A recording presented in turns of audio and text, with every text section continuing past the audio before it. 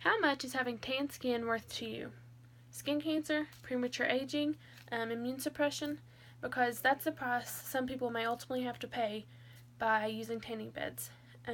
Studies have consistently shown that using tanning beds increases your risk of getting skin cancers like melanoma, which is actually the deadliest type of skin cancer, basal cell carcinoma, and squamous cell carcinoma.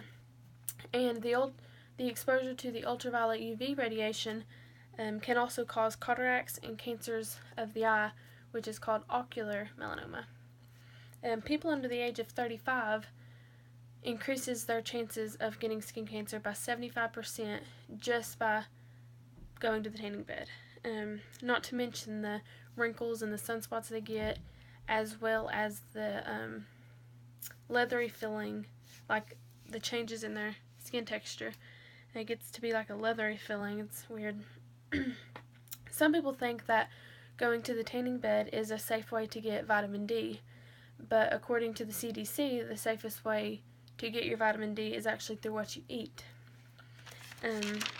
Although using the tanning bed is never a good option, according to the FDA, there are some certain practices that are especially dangerous, like not using the safety goggles that they provide for you.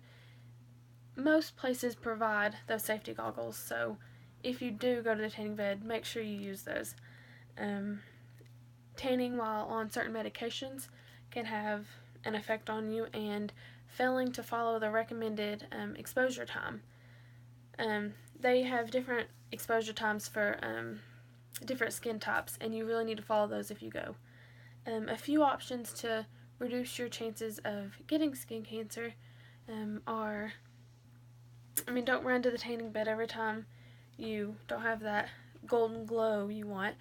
Just use some self-tanners, or go to a professional spray tanning place. Get your professional spray tan done. Those look just as good, in my opinion, and you're not increasing your chances of getting skin cancer or other diseases by doing so. It may sound silly, but it really slashes your chances of getting those just by changing one little thing. Most young girls don't think they'll ever get it, but it's getting to be a very popular thing, and it's very common for young girls to get skin cancer because of the tanning beds.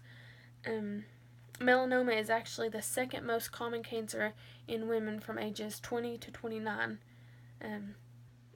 And just in 1 year alone, 1 out of 8 girls will get skin cancer and die.